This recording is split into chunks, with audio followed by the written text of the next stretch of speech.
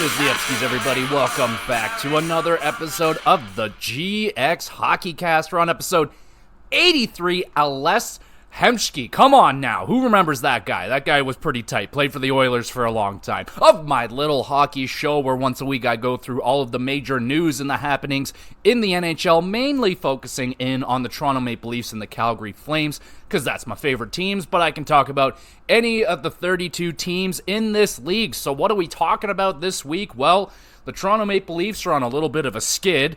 The Calgary Flames, though, they're kind of heating up a little bit. What is going on with the injuries that are just piling up like crazy in Vegas?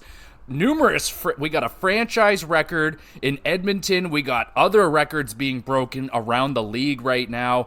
And some pretty interesting names are on the trade block at this time. So let's dive into it. Let's start off with some Calgary Flames talk. So ever since that extremely embarrassing no-excuse loss to the Chicago Blackhawks, where they had no Connor Bedard, they had like almost a borderline ECHL team on the ice, and the Calgary Flames got absolutely dummied by them. So since that embarrassing loss has taken place, the Flames have won 4 in a row. So the idea of the Flames possibly getting back into a playoff spot has kind of creeped up into the conversation yet again.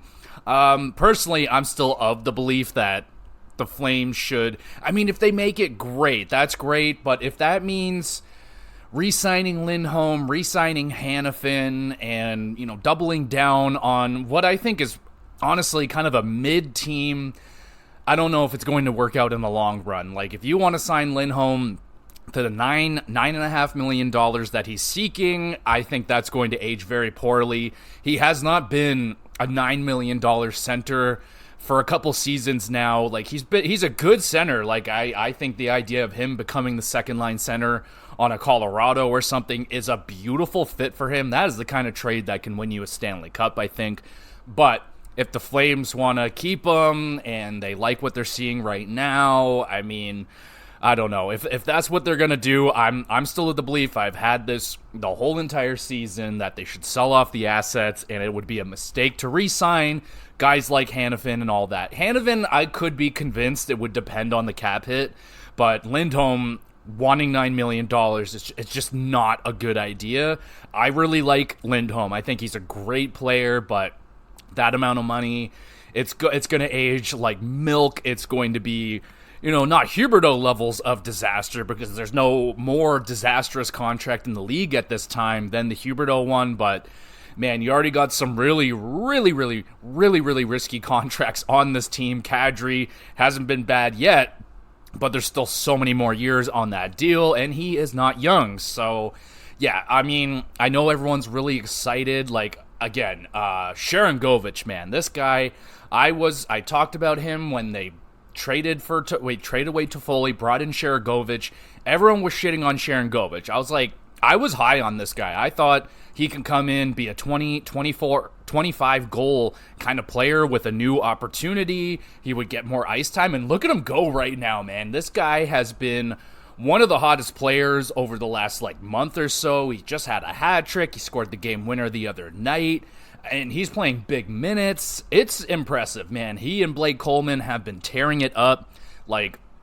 It's kind of negated, well, not necessarily, but it's helping ease, I think, a little bit of pressure off of Huberdeau, who did pick it up a little bit this past week, which was great. I even picked him up in fantasy because I thought, hey, this guy, he scored 115 points in this league. There's talent in there. He's just got to find it again, and maybe he was, and then he got sick, so he didn't play in the last game. So hopefully that doesn't ruin his little kind of nice streak that he had going there. He's putting up some fucking points, which was really nice. Kadri's been having a nice season. And then Jacob Markstrom. A lot of talk around Jacob Markstrom again.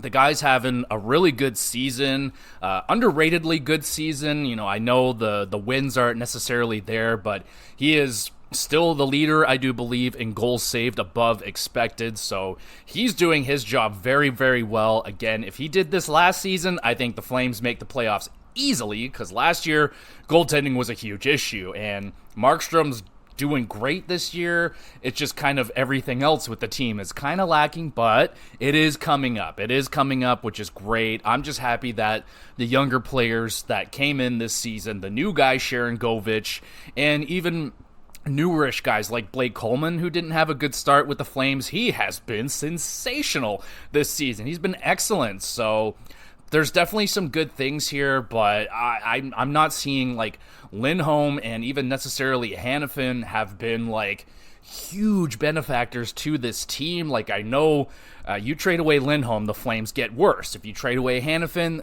the Flames are going to get worse.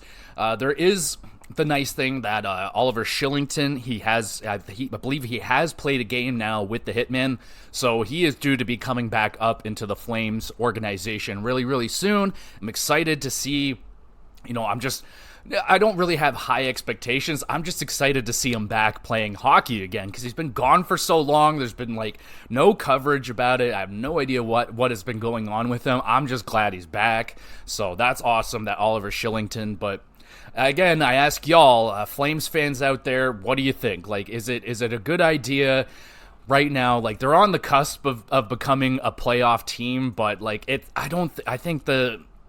know they have a pretty decent looking schedule as well, coming down the second half of the season. So we'll look at this wild card spot right now. Let's see where they're at. They're just on the outside looking in. They're just outside the second wild card spot, behind Nashville, 2 points behind Nashville. Calgary has 47 points. Nashville has 49.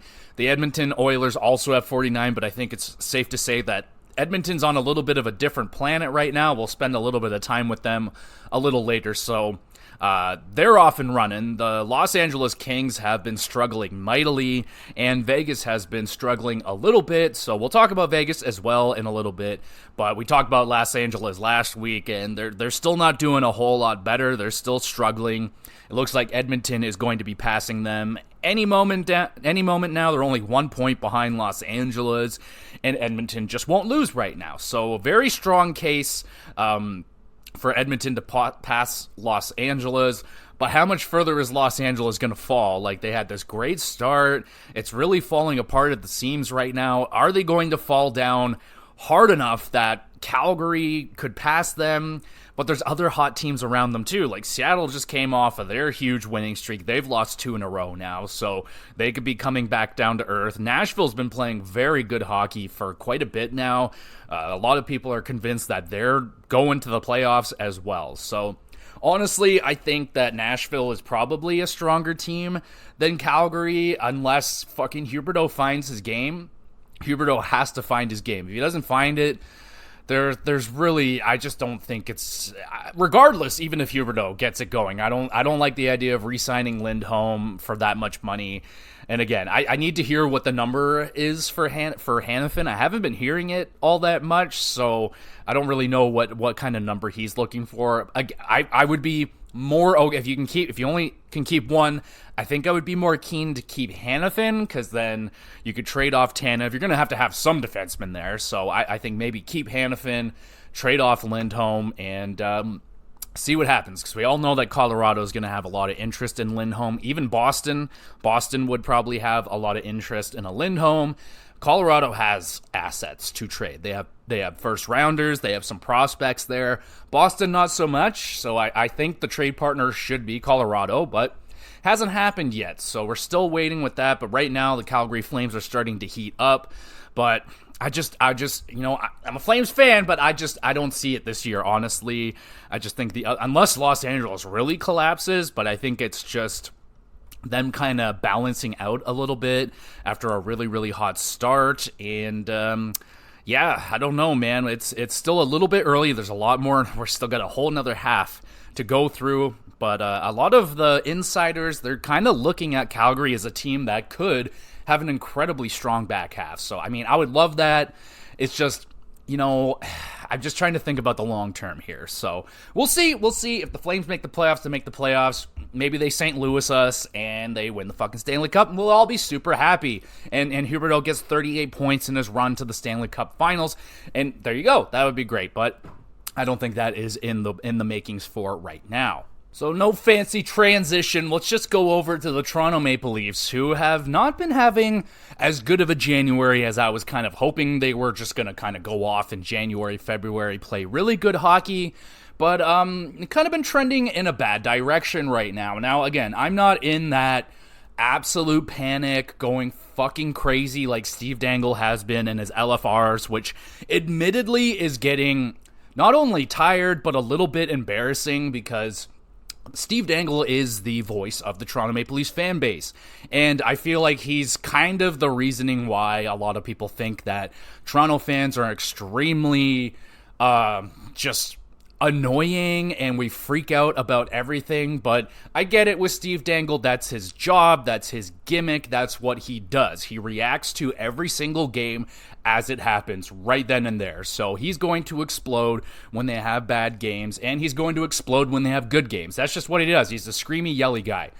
I don't love it, but it is what he does. So he's freaking out with the Toronto Maple Leafs, freaking out about just about everything. And, like, I'm in the same boat because what I'm seeing out of the Toronto Maple Leafs this season is not a good playoff team. And that's kind of been the trend for 13, 14 years or whatever it's been. It's been a long time. I mean, yes, they have had unprecedented success in the regular season. That's awesome, especially after that long fucking playoff drought and so many heart-crushing seasons, 2 years in a row where they missed the playoffs by 1 point, came down to the wire, like soul-crushing defeats, and then, of course, the soul-crushing defeats in the playoffs. So regular season success is nice. It's a nice thing to have. I mean, honestly, I think Leafs fans as a whole, we have kind of taken that whole really strong regular season thing for granted. But again, you have to understand that because they haven't won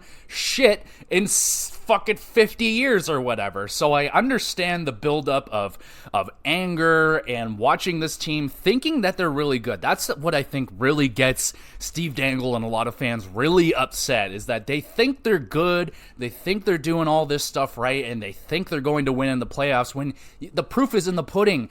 Game after game after game, where you look at this team and you're like, nah, dog, like, it's just not there. They win, they put up points, they're fun to watch at times, they have these big, fun, crazy comebacks, but they're in the same boat as, like, Columbus for regulation wins this season. Fucking not good enough. Consistently can rarely put up a 60-minute effort. I think we maybe can count on one hand how many 60-minute efforts the Leafs have put up this season. They rely very heavily on their superstars, which is exactly how they've built the team to be. I mean, there's really no other way. You can't have other amazing support players. We have a couple, like Bertuzzi and Domi, but, like, you know, when you're paying 40-50% of your salary cap to 5 guys, it's a lot of it's going to go on them. And again, you see it happen time and time again in the playoffs. Unless you're Connor McDavid and Draisaitl, teams can shut down one line fairly easily in the playoffs. They're generally very good teams that make it into the playoffs, and they generally have a shutdown defensive pair, which the Leafs have not had in 400 years. I mean, when is the last time the Leafs had a bona fide shutdown pairing defenseman? I can't think of even one. Brian Leetch with someone? Like, I have no idea, man. Like, it feels like it's been Morgan Rielly trying to find a defensive partner, and there's been no consistency with that. I mean, this year, Brody, okay, now I'm starting to see the Brody thing. Now I understand why everyone was like, oh, maybe they're going to buy this guy out. He's been struggling this year, man. He's been struggling out there. He's not a detriment to the team, but I don't think he should be top pairing with Morgan Rielly maybe anymore. They have been putting Liljegren up there. And again, another big problem is they don't really have bona fide right-handed defensemen. Liljegren, I think, is the only true right-handed shot defenseman. You got Giordano, he's a left, but he plays the right. You got McCabe, he plays the right, but he's a left. And same with Brody, he's a left, plays the right. So I mean, we all know that right-handed shot defensemen do not grow on trees. They're a very hot commodity. There's not very many of them, and no one's giving them up, really, right? So it's just kind of something that the Leafs had to deal with. It's kind of always been a revolving door of defensive partners for Morgan Rielly. And Morgan Rielly's never been the shutdown defenseman either. He's never been a shutdown defenseman. He's been great this year. Don't get me wrong, he's playing great, but he's always been more on the offensive side of things. He's, I would say, a 70-30 kind of guy. 70% offense, 30% defense. And that's why he needs a really good defensive guy to be with him to thrive the way that he wants to. Think of a Quinn Hughes when he had, who was the guy that he had? Luke Shen, was it? I don't know. But Quinn Hughes had a great defensive partner. There's others. It doesn't really matter, but you gotta have that good mix. And right now, Morgan Rielly is playing great, and I think he can play even better if he can get a consistent defenseman to play with him. And they keep trying the Connor Timmins thing, and I like Connor Timmins. He puts up points. He's statistically satisfying my needs, but he's just an adventure. Defensively, he is, in fact, a liability, but I like the player. Like, you could do so much worse for a 7th, 8th defenseman. At least when he comes in, he's probably going to put up a point. He may cause a goal, maybe 2. We don't know, but it's you got guys like Legason and Benoit, who I think have been great. They're not shutdown defensemen, but I think they're really good pieces, that they've added for cheap, and yeah, not bad. And the other thing that's been going around this week is obviously Sheldon Keefe and his very questionable coaching style over the last couple games here, where their Leafs are down by 1 goal in the final few minutes of the game, and Sheldon Keefe is like, fuck it, I am sending out the big guns. Here goes David Kampf and fucking, what's his name? Goddamn, Matthew Nyes and stuff. Like, Matthew Nyes has been struggling lately. It's kind of, expected with young players. This thing happens all the time. They go through their rough patches in the early years. They're new. They have never played a full NHL season before. It is a daunting task. And right now, Matthew Nyes is fighting it a little bit. I am almost certain he will battle out of it, he will get onto the other side, and he will be a better player for it. But right now, he's struggling, and he's been on the 4th line a little bit, and yeah, people have been getting on to Sheldon Keefe for doing shit like that, like just boneheaded, brain-dead decisions. Like, I'm going to throw it, like, you have to throw at your best guys when it's crunch time, baby. Like, you're down by 1 goal, and you got Marner and Domi or something fucking cooking, and you got him on the bench. Like, no, get them the fuck out there. Like, you got to put your best options out there when, like, you only have a couple minutes left, and Keefe just hasn't been doing that. That has been a very consistent criticism with Sheldon Keefe throughout his entire tenure as coach of the Toronto Maple Leafs, is that he tends to get outcoached fairly consistently. I think almost every playoff series he's been in, people have called him out for getting outcoached. Like, what were you thinking on that decision? What were you thinking here? Why'd you put this guy on this line when they've been playing so well? Stuff like that. Or, let's randomly throw this guy on the top pairing defense after he's been out for 7 months. Like, great idea. So, Craig Berube has been trending on Twitter.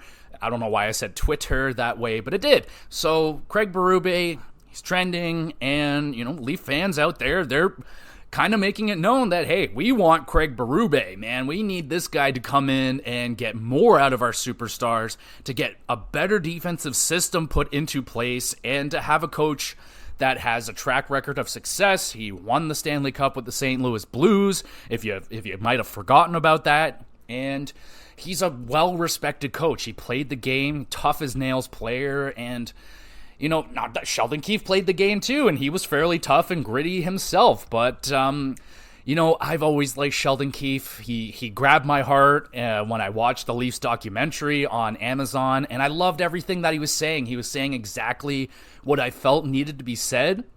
But honestly, I feel like Sheldon Keefe is being told to, like, rear back, don't say this kind of, don't say this, don't say that, because it's going to hurt Marner's feelings, or it's going to hurt Matthew's feelings. Well, I think mostly just Marner, and they don't want that. How many times have we seen Sheldon Keefe, like, roll back his criticism of his superstars? Like, a few times now.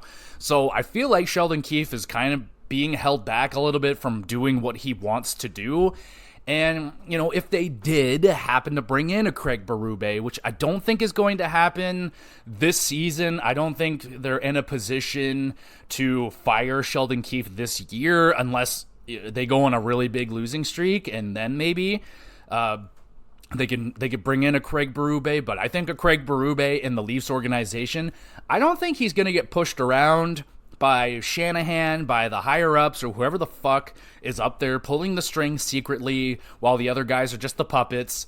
But I think Berube would be like, nope, I won a Stanley Cup. I know what I'm doing. Yeah, I just got fired, but whatever. We don't care about that. But I like the idea of Craig Berube being a coach for the Toronto Maple Leafs. I don't like the idea of thinking about Sheldon Keefe getting fired, but it has been a consistent problem for years now, is that he just isn't coaching up to snuff with other coaches in the league right now. He's just getting out strategized. He's getting out worked on the bench. We're still seeing so many bench minors on a silly consistent basis. Like, you guys are NHL professionals and you still can't do a proper line change. Fucking mind-blowing to me. But it's a little overblown. Like, I know no one likes to see the Leafs lose, and when they do, everyone goes crazy about it. Even myself, I went on a little rant about, William Nylander. Since he signed that extension, he has not been playing good, and that was my exact fear when the whole extension thing. It was like, the second he gets his money, that fire is turned down, bitch. It just is. I don't care who you are. Money is the biggest motivator in the world right now. So if you got your money, you got your security, then what am I fucking going out there doing 115% for every night? Now I'm happy, I'm safe, I'm good, I am good. So why should I just go crazy for a fucking Tuesday night game kind of deal? You know what I'm saying? So I'm not saying that Willie is turned it off, and now that he's got his money, he's going to become a 60-point player and just mediocre and mid, and he'll go invisible for weeks and then show a flash of brilliance, just enough to remind us, like, oh yeah, this is why we're paying him so much money, and then he goes fucking disappearing again.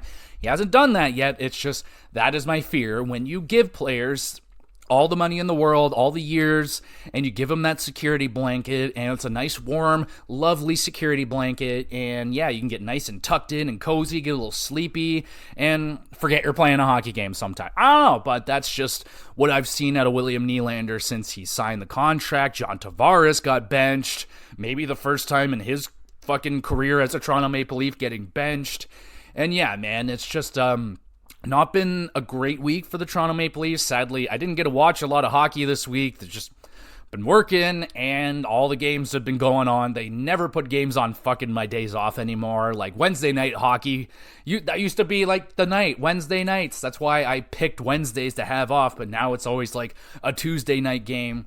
And that fucking Edmonton game the other night, blacked out, of course. Why would the NHL have it available? The two biggest, most popular stars in the NHL. Why? Oh, fuck. We don't want people watching that. Go fuck yourself. Like, god damn it. Like, so stupid. And this is why the NHL will never grow and continues to just drop down in relevancy compared to the other sports. Like, it's like when you compare the NHL to NBA and MLB, it's like, oh, you're so cute. Oh, you guys are adorable, aren't you? Oh, you think you're a real league. And yeah, I understand. I am a fan of this league, and it's honestly very embarrassing at times to justify being an NHL fan sometimes, but here we are. So yeah, the Leafs not doing good this week.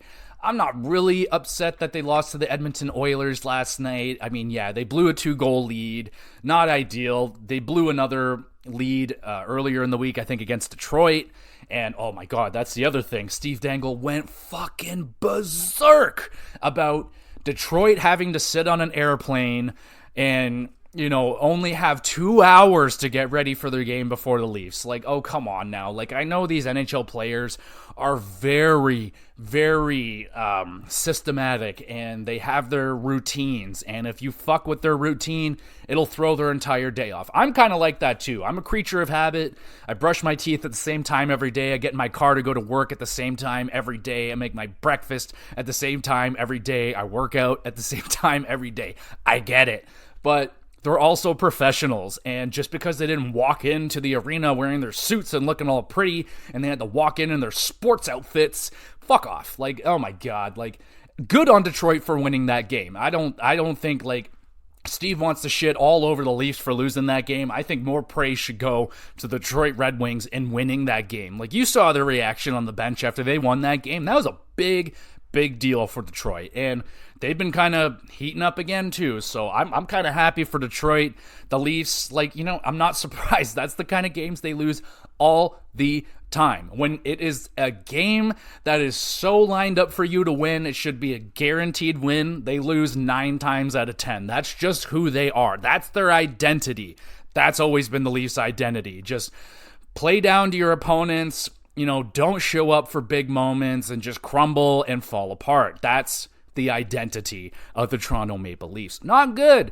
So yeah, that's kind of my current situation with the Toronto Maple Leafs. They're probably going to make it into the playoffs and have a very unsuccessful run. I mean, that's just the way they're built. That's the identity that they have, and until that changes, and I see zero evidence on the ice. Yeah, they're a little bit more gritty this year, but the defense is lacking. The goaltending just... And I mean, Martin Jones, he's been playing great, but it's not there. The defensive system is not there. They're constant relying on, cheating for offense when they're down. They cannot hold a lead to save their lives. If they ever have a lead, very good chance they're going to blow it and lose, or lose in overtime, something like that. So I'm seeing a lot of things in this team that just will not work in the playoffs, and has not worked in the playoffs. Last year, they got extremely lucky against Tampa Bay, and in almost every metric, the Leafs lost that series. Tampa kicked their ass up and down that ice, but they got lucky and won for once. So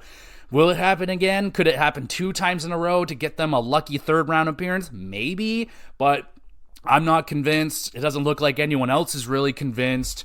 It doesn't even seem like anyone in the league analytically is convinced with really anybody in the league right now. It seems like a wide open market for anyone to grab the Stanley Cup right now. It could be Dallas. It could be fucking the Edmonton can win it. Fucking almost anyone right now that is going to make it into the playoffs has reasoning to win it, and reasons why they may not win it. But that is my evidence from what I've witnessed with the Toronto Maple Leafs so far this year. It's just not going to work. But I hope more than anything they prove me wrong. But time and time again, this formula that they've been trying just doesn't work. So we'll see what happens when they get to the playoffs. But that's where we're at right now with the Toronto Maple Leafs. Not feeling great about it. There are a couple of other things we could touch on with the Toronto Maple Leafs that are semi-positive. Ilya Samsonov returned, and he played pretty damn solid in a loss versus Detroit. And I will also shout out that crowd in Detroit. I believe that was a Leaf game at home. And when Sammy made that save at the end of the game, I saw that save. I stood up. I went crazy. I did the finger-licking good save where I don't worry about it. That was awesome. And they're chanting, Sammy, Sammy. And then 8 seconds later, the most Leaf thing happens. Fucking saves your bacon. And then what does the Leafs do in front of him? They fucking collapse. And Detroit comes down and scores on him 8 seconds later or whatever. And just spoils the great moment. You could see it on his face. On poor Samsonov's face. Just crushed. Like, no matter what I fucking do, it's never enough. I can save your bacon. Make the biggest save that I've made as a Toronto Maple Leaf, and then within seconds you ruined it. So good job, Leafs, for that one. You probably broke what could have been the resurgence of Ilya Samsonov. You could just see it in his body language after losing that game. He was crushed. He was absolutely crushed, and had every right to be. I mean, yes, the Leafs should have won that game, and they didn't. But it definitely wasn't on Samsonov. Absolutely not. I feel like he played very well in that game. He didn't get into the game last night against Edmonton, but it's a positive note. And also, Marner is the fastest Toronto Maple Leaf in history to get to 600 points. He did it in 548 games. So congratulations to Marner. He's been playing pretty well lately. Still having a down season in his books. I think he's only on pace for about 85, 90 points, which I know how crazy that sounds, but yeah, it's a great season for most players in the NHL, but for Marner, it's a little bit down. He's generally on that near 100 points, and he's still looking to crack that 100 points. He got to 99, but as it looks like right now, he's not going to hit 100. Matthews might if he continues to stay healthy, continues to put a fucking insane amount of goals all the time. This guy could hit 60 again this season. He could maybe even flirt with 70. We'll see how it goes for Matthews. He's doing well as well. So there you go. That's pretty neat. Let's talk about some other stuff. What else is pretty neat? Well, Edmonton. This one actually blew my mind a little bit. So Edmonton set a franchise record this week with a 10-game winning streak, which is now 11 games. And that's a franchise best. And I was like, wait, excuse me? You're telling me that the Gretzky, Messier, Curry, Coffey era Edmonton Oilers never won 10 games in a row? And no, they didn't. They just didn't. I was like, what? That's fucking crazy. I would have expected them, the Gretzky era Oilers, to have gone on a 30-game winning streak or something like that, but they didn't. I think the best was like 8 games or something like that. It was a different NHL. Like, they didn't have overtime and shit like that. And Edmonton's last, they had a couple really close ones this week. You know, that Chicago game, that was a close one. And Toronto, not so much. They did the Edmonton thing, went down early, came back and won in fashion. It's what they do. But yeah, that really blew my mind that they hadn't won 10 games in a row. Even in the McDavid era, they hadn't done that yet. So now they have, and there you go. Well, that streak continues. They beat the Leafs, and they're still rolling. So we'll see how much more games that the Edmonton Oilers can win. It is extremely hard to win that many games in a row in the NHL, especially this NHL that we're in now. Back then, it was hard back then too, but now it's even, every team is competitive except for like San Jose and stuff, but most teams are going, even San Jose, man, like they can beat you if you're not ready for it. So yeah, it's nothing short of extremely impressive. There were some other big winning streaks that I think the Seattle one stopped. 2 of them stopped, and I think 2 are still going. But yeah, Edmonton, man, they're insane. What an insane season this has been for the Edmonton Oilers. Like, I had them dead and out, and they're still only in a the first wild card spot. That just goes to show, like, they have gone on 2 huge winning streaks, and they're still only in the wild card spot. That's how far down Edmonton was, and it is nothing short of miraculous and fucking kind of insane that Edmonton is doing it. And, you know, kind of, I'm not going to say easily, but it almost seemed like it was there. Like, it almost kind of seemed like they were always capable of doing it. A lot of conversation now of like, oh, was it really on Woodcroft? I can't remember the new Greg Cronin. I think that's the new coach's name, but people are like, I don't think it's fucking just Cronin that changed the team around. I think it's the fact that McDavid wasn't 100% to begin this year, and he had that injury earlier on in the season and then returned too fast from it to get into that outdoor game. And yeah, he was probably playing at like, who knows, 60, 70% McDavid, and now it looks like he's at least back in the 90s, if not 100%. He is flying out there. He's putting up crazy amount of points right now. He still isn't in the top 5 for scoring, but people are very convinced that, you know, give it a couple more weeks and Connor McDavid is going to be up there in the conversation with McKinnon and Kucherov for leading in the league. Goddamn, man, McDavid has been insane, and Leon, he's doing good, but he's still not doing like quite what Leon normally does. Maybe this guy is saving it for the back half. Who knows? But regardless, Stuart Skinner, the Oilers have completely turned it around, and it's nothing short of freaking amazing. Speaking of amazing, well, there was a lot of pretty amazing things that happened this week, but I think one of the more amazing things that happened was the Terry Ryan story that happened this week. So Terry Ryan, former first-round pick back in like 1995 or something with the Montreal Canadiens, never really cracked the NHL. You can look into the whole history behind why maybe he didn't quite make it to the NHL, but he's a legend in the AHL and all the other kind of leagues that some of them don't even exist anymore. But Terry Ryan, a absolute character when it comes to human beings. He is an amazing storyteller, very dramatic, very emotional guy, wears his heart on his sleeve, an amazing player. I think anyone that's heard of Terry Ryan is probably like, oh, Terry Ryan. So what happened this week was the I don't know what league that was necessarily, but the Newfoundland Growlers were very short on players this week, so they gave a call to a local Terry Ryan of Newfoundland who was celebrating his birthday. A little bit high on mushrooms from what I can hear. There's a great interview on Spittin' Chicklets. They talked to him right after the day it happened, so they got a really good interview with him talking about it. But yeah, he was in the middle of celebrating his birthday, gets a call from the Growlers like, hey man, you think you can play for us? He is 47 years old, I think, and he thought it was a joke. Turns out it wasn't, so he fucking sobers up, drinks a bunch of water, eats some sandwiches, and then the next day he is lacing up and playing with the Newfoundland Growlers, and he gets in a fucking fight too, man. Like, he gets in a fight.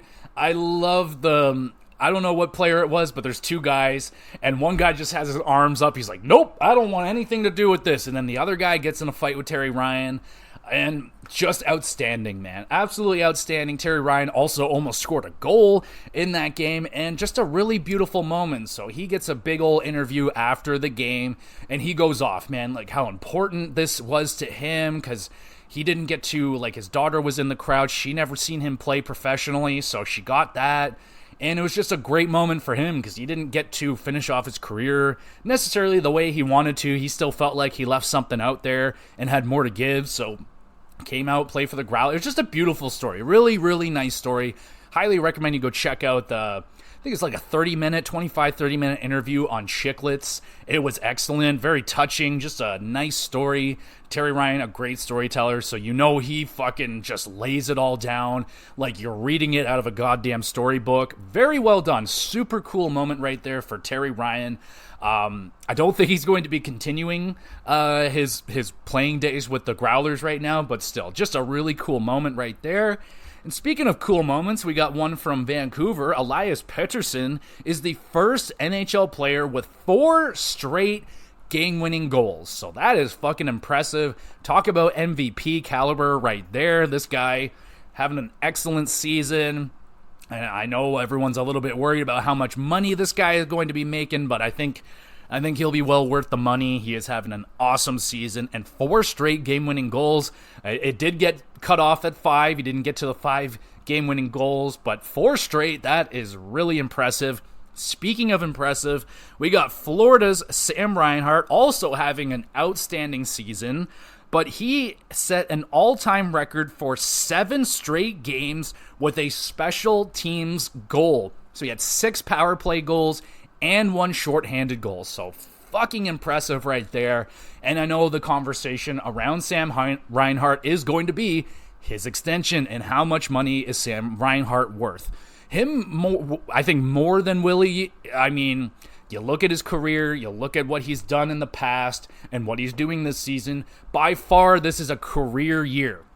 Very doubtful that he's going to have a season like this, as good as this again. I still think he's going to be a really good player after this season, but Florida's got to be very, very careful. And I think they know of this. I think they're in a great position to sign Reinhart for a good, fair contract. They're living in Florida, nice weather, no tax. We're a fucking really good team right now, and you're a big part of that. So I think Reinhart is going to get a substantially better deal than what the Leafs got with William Nylander. I feel like once that deal gets signed, Reinhart's probably going to be like an $8.5 million, and all the Leaf fans are going to be like, what the fuck? They're going to go nuts. Including me. I'd be a little upset about it too. But Reinhart having an unbelievable season right here. I mean, enjoy it. Just enjoy it. You know, try not to think about all the money that he's going to get paid, but just enjoy it right now, Florida Panthers fans. So I wanted to double back on the John Tortorella and Cutter Gauthier, Jamie Drysdale whole trade thing. So shout out to John Tortorella, because this week, I don't know if I touched on it or not last week when I talked about the trade, but there was a reporter that put out a report saying that Kevin Hayes had something to do with Cutter Gauthier not wanting to be a Philadelphia Flyer, got into his ear, said this and that, or Tortorella is bad, or whatever. Not that it's not true or anything, but Tortorella this week during a press conference, he's like, which one of you reporters wrote that? And the reporter's like, me, I did it. Please praise me. And John Tortorella just ruins this guy. He's like, why would you write something like that? Like, you're pathetic. Like, and he is, man. Like, Tortorella, 1,000% right. Those are the kind of reports and reporters that need to fucking stop and, spreading terrible rumors. And Tortorella just said everything that needed to be said. Like, you guys are affecting somebody's lives. You don't give a shit about that kind of thing. You're just looking for clicks and eyes. You'll say anything to get it.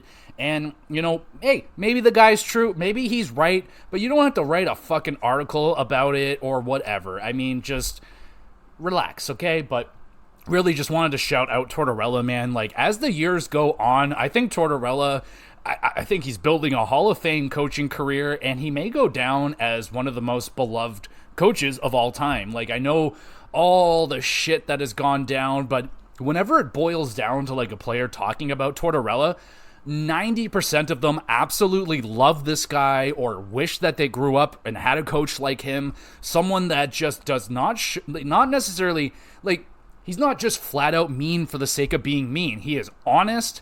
You know exactly where you're standing with this guy. He is going to tell you what he thinks, and there is a ton of respect for that kind of attributes in a person these days. Like, not a lot of people will tell you how it is, right? There's a lot of ways to sugarcoat it or kind of direct it in a different way. Tortorella is just blunt. He'll tell you what it is, and he's not afraid of it. And a lot of people just respect the guy. And as the years go on, I just get more and more respect for Tortorella.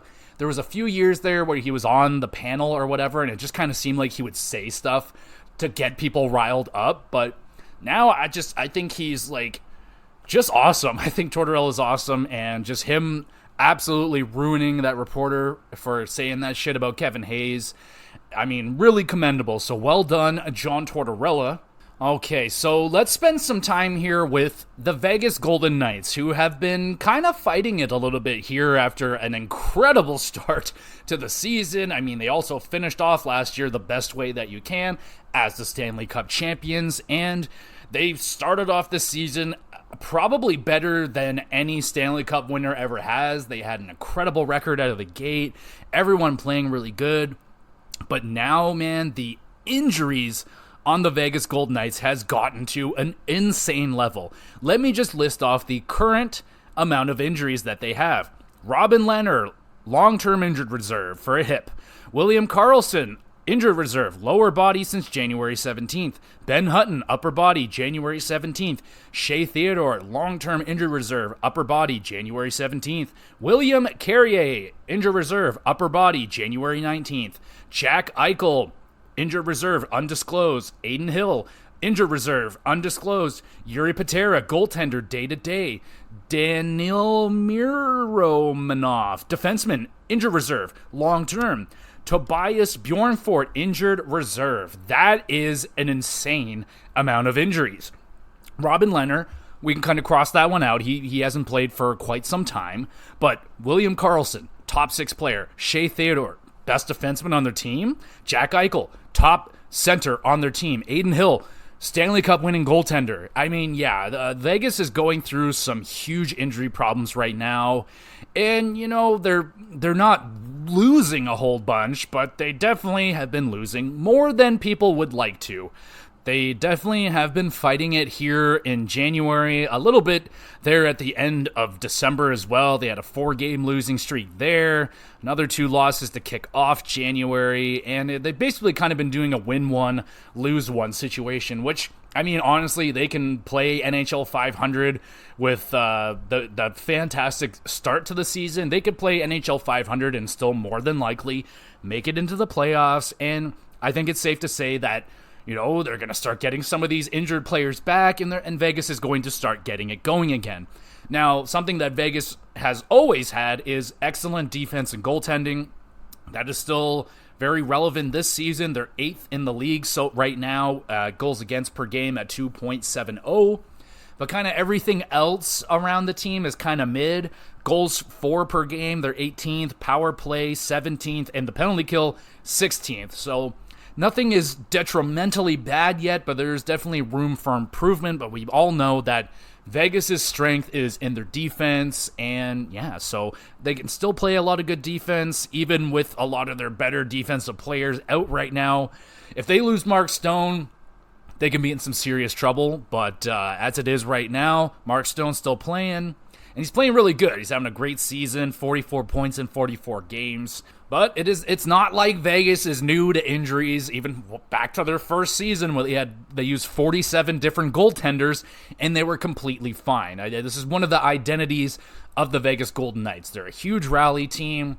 They rally around the injuries, and they just get it done, man. It's player by committee. They get another guy. He comes up. He gets the job done for them. So I think they'll be able to make it through. I don't fear that Vegas is going to slip way down and out of the playoffs or anything, but they may not end the season being first in the division. So we'll see where that goes with Vegas. We'll keep our eye on them. Hopefully the injuries can kind of calm the fuck down for a second and Vegas can get going. Speaking of calming down, I think the Tampa Bay Lightning fans can calm down a little bit with the Steven Stamkos situation, because the GM came out this week and said, we are not trading Steven Stamkos. There you go.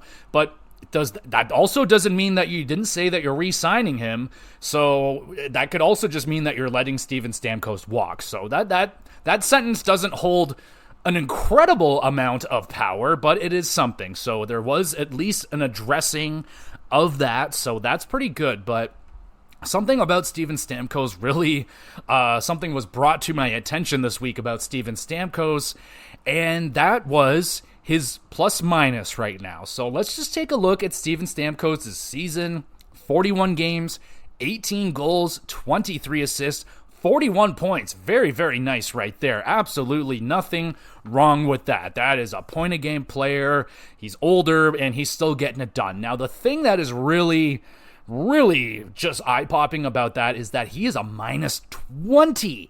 A minus 20. That is the worst on the team. And by it's almost not really close. There's the next closest is a minus 17, Nicholas Paul, and a minus 15 is Mikhail Sergachev. So, I mean, Tampa's been having a really fucking odd year, especially for Tampa's sake, right? Like, they are 5th in the Atlantic right now. They're not in a playoff spot. Vasilevsky is back, and he is not playing like Vasilevsky's right now. Got 21 games, 12 wins, 9 losses, a 2.86 goals against, and an 898 save percentage, a sub-900 save percentage for Andrei Vasilevsky. I got to slap myself. Is that right? Am I awake right now? Is that happening? Apparently, yes, that is happening, everybody. Vasilevsky under 900 save percentage. He's got a shutout, but I mean, you can't. I know everybody expected, like, oh, once they get Vasilevsky's back, it's all going to turn around immediately. They're going to win every game for the rest of the year, and Bob's your uncle. But not so much. I think maybe they rushed Vasilevsky back a little bit, got nervous with the workload that Johansson, the goaltender that they had, was maybe getting a little bit overworked, and Vasilevsky probably said, yeah, I'm good enough, bro. And maybe he wasn't, because you're looking at those numbers, not Vasilevsky numbers at all. Now, thankfully, Kucherov is very much putting up Kucherov numbers. 43 games, he's got 72 points, absolutely killing it, but he's a minus 3. Now, a minus 3 isn't that bad, but when you got 72 points, what the fuck? You should not be a minus, bro. So the top line of Tampa Bay, there is definitely even the top 6 of Tampa Bay. Like, all these guys are minuses. Kucherov, Braden Point, Stamkos, Hedman, Hagel, like Nicholas Paul, Mikhail Sergachev, Anthony Cirelli, Darren Haydish. Like, all these guys are very, very, a lot of minuses. There are barely any pluses on this team, and when they're the pluses, they're like the top 6 defensemen, bottom players. So very weird situation going on with Tampa Bay. We look at their goals for per game. They're doing good there. They're 13th. Goals against is where they're struggling. They're 26th in the league right now at a 3.39 goals against right now. So they're letting in more than they're scoring, just by a little bit, but that is definitely a recipe for not winning. But they're killing it on the power play, and I feel like a lot of that is Kucherov. They're first in the league at a 29.5% power play, and their penalty kill is mid, 14th, 80%. Not bad, not amazing or anything, but yeah, they got to figure out the They got to start playing some defense right here. Now, I don't know if they need to sacrifice a little bit of that offense to start getting some better defense. I don't know. I know Mikhail Sergachev is kind of having a bit of a struggle of a season compared to last year. Hedman's been back to Hedman form. Last year was a bit of a downer.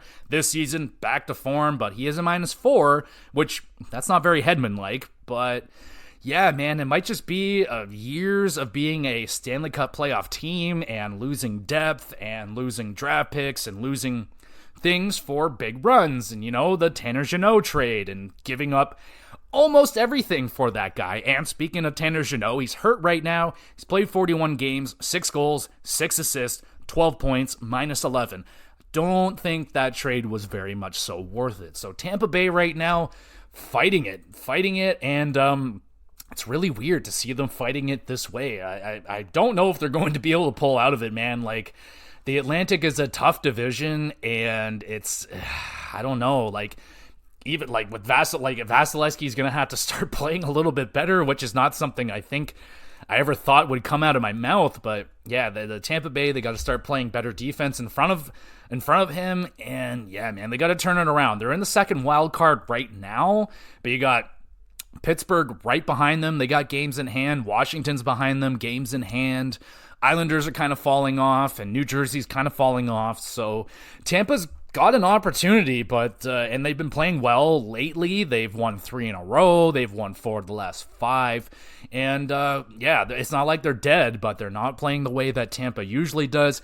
They got to tighten up that defense. If they can do that, they should be just fine and should be able to pass Detroit. Will they crack into that top 3 in the Atlantic? I can honestly see Toronto falling down because they've been playing like shit lately.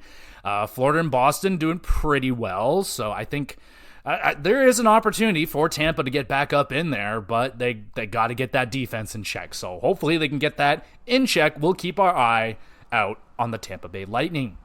And we got our eyes on Corey Perry, who has been cleared to return to the NHL. So now the question is, where's he going? A lot of people are speculating Toronto, but I don't think he's coming to Toronto strictly for the fact of the media circus that would be around him if he came to Toronto or even any Canadian market.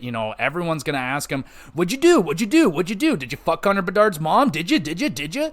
I mean, no, so I think Corey Perry is going to want to go somewhere quiet, probably go to the quietest contending team. A lot of people say Florida or even Tampa. Go back to Tampa, try that. I think Florida sounds right to me. I mean, you got the no state taxes. They're already a pretty gritty team. You add in Corey Perry for even more grit. They're going to be a fucking nightmare to deal with in the playoffs with Bennett and Cousins. And can you imagine Corey Perry as well? Like, oh my God. And they trade and get back Gudis. Like, oh my God. Yeah, so if I had to guess where Corey Perry's going, I would say the Florida Panthers. Really strong-looking team right now. That's the kind of guy that you add in. You'll be able to get him dirt cheap. Corey Perry's not going to be making the $4 million anymore that he was. Probably signed for league minimum, and he's going to want to try and get that fucking Stanley Cup. He doesn't want to be in the finals and lose anymore. He wants to go to the finals and win. So I think Florida would make a lot of sense for him to go there. Would I like for him to sign with Toronto? Absolutely. I think the media is going to scare him off. So I don't think he's coming to Toronto, but I would love it. I would absolutely love it.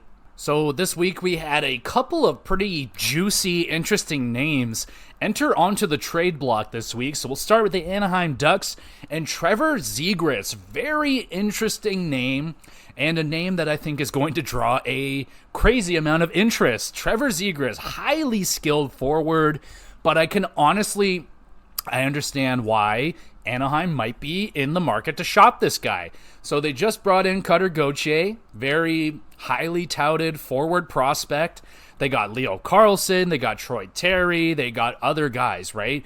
And it seems like Zegras has always kind of been, I don't know, maybe on a different page than the Anaheim Ducks. It kind of seems like Zegras is maybe building up his own brand, doing his own thing, maybe not of the right mindset that the Anaheim Ducks are looking for. Now, this is purely speculation on my part, okay? Now, I just think maybe they're like, I think they're a little bit disappointed, honestly. I mean, we all know that this season for Zegras has been a bit of a disaster. He's been battling injuries. He has not been putting up points the beginning of the year. I think he had no points in like the first 12 games or something. Really rough start. Started to get it going a little bit, and now he's hurt again. So, yeah, I can definitely see why maybe they have some interest there in moving Zegras. I think they have some extra forwards and Zegras, obviously he's going to have a ton of interest. It's not a bad contract that he's on. I just think it's maybe Anaheim's going to know Zegras better than anybody. He's in the organization. They see him play more than anyone. So there's probably something there that they don't like. I think it's just the fact that he's definitely not a 200-foot player. He's very offensively minded, which is great. But Anaheim, I think that in their long-term goals, they're looking at their prospects. They're looking at the way that this team is coming up, and they got big things planned, I imagine, for their franchise. And Zegras may be the type of player that they could trade off, get a ton of assets for, get something maybe that they're really looking for. They might have someone in mind already, and Zegras could be someone that they're willing to give up and get the guy that they want. So very interesting that name is out there. I wouldn't have expected that, to be out there like that, but there you go. So where do you think what a trade for Trevor Zegras is going to look like? Is it now? I think he's still a young, very high potential forward. I don't think he's quite hit his ceiling just yet. And clearly having a down season this year, I think he'll bounce back just fine next season. But is he going to be wearing an Anaheim Ducks jersey? That's going to be the question. Where could he go?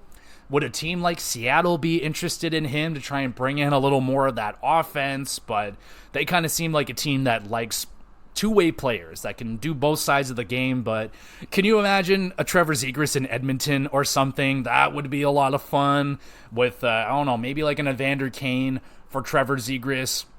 Bring in a highly skilled forward to play with McDavid. That could be a ton of fun. That's just speculation, though. Just curious. That was just a name. I was like, that's a hell of a name to be out there right now. So I know for a fact if Trevor Zegras' name was out there for availability in the video game, I'd be going after that guy immediately. I'm like, yep, I'll take that. Thank you very much. And off we go. Now, the other name that entered onto the trading block this week was Elvis Merzlikins. Now, not the biggest name, and he has not had a good season in a couple of years now. He's had some tragedy. A friend passed away, and he's kind of hasn't found his game since that terrible thing happened. But it seems like Columbus and he have identified a change of scenery is probably the best move right now for both parties. Merzlikins is making a lot of money, and he has term on that contract, $5 million plus for, I think, 2 more years after this season. So not ideal. That is the kind of deal that we've seen buried in the AHL with Jack Campbell, Peterson in Philadelphia, and Samsonov went down as well. So Is Merzlikins a tradable asset? I don't know. I think a team would have to get extremely desperate and to try and get Merzlikins in there. There would definitely have to be retention. Is Columbus really wanting to do that? I mean, I don't think any team is really wanting to do that, but if you're going to move them, I feel like you're probably going to have to. There's not really going to be much options there. I feel like there's other goaltenders maybe available, and it's not cheap. So that's another question. Is like, what would Columbus even get for Merzlikins? Like, you're definitely going to have to retain.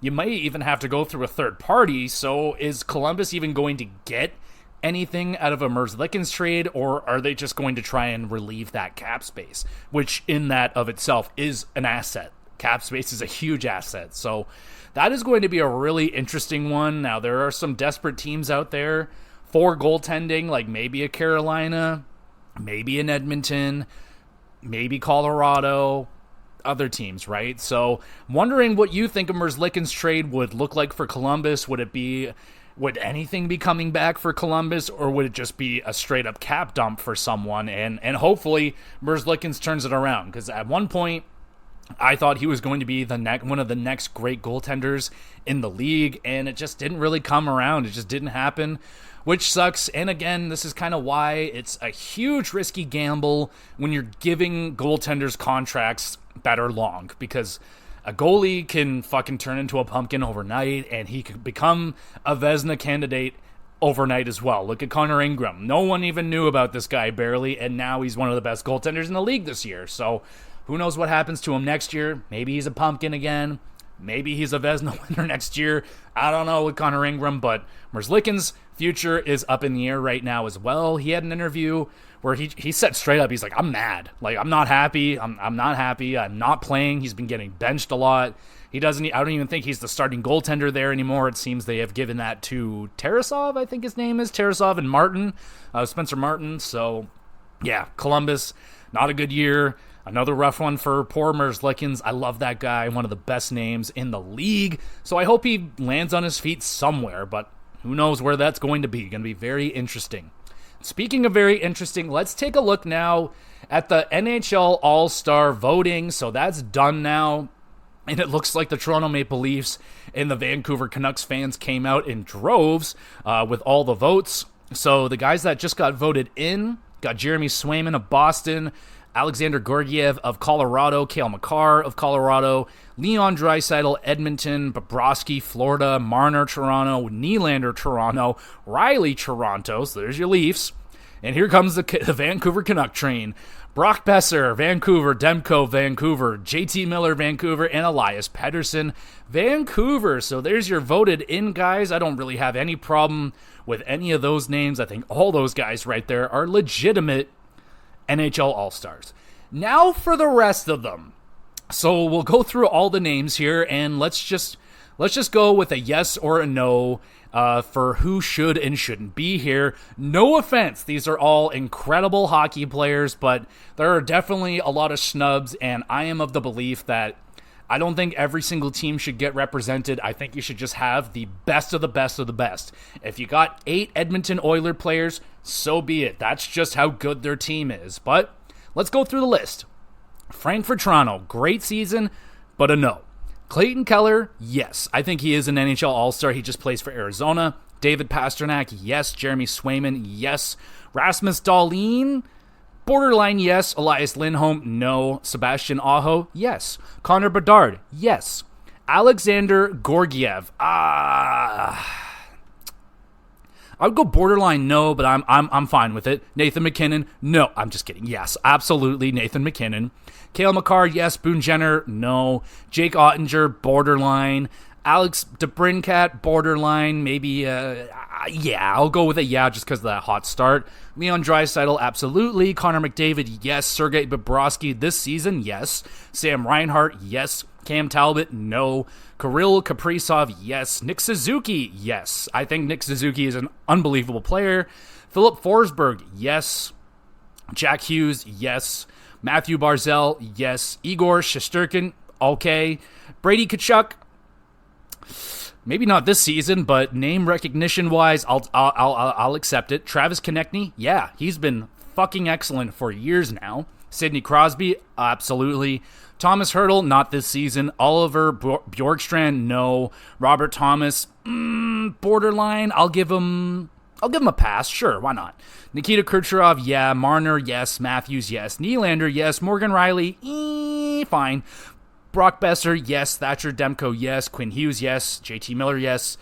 Elias Pettersson, yes. Jack Eichel, yes. Tom Wilson, no. Connor Hellebuck, yes. So that's what I think of the your current All-Stars. There are definitely some guys left off. I can't bring up a name right now that I can think of off the top of my head. But, yeah, I wish they would, I know it's great to have one player represented, but, honestly, a Boone Jenner, no offense to the guy, but the guy has never been even fucking close to an All-Star. I'm sorry. He just isn't. I mean, Columbus doesn't have All-Stars on their team, but it's a good story that Boone Jenner's getting there. He's the captain. He's probably a great fucking guy, but All-Star? I don't think so, man. Next to Cale Makar. Come on now. All right, but there's your all-star voting, and I think that is all for me for this episode today. I'm thinking whenever we get to that all-star break, that's probably when I'm going to do like my mid-season awards and mid-season report cards, and we'll go through all the teams and stuff.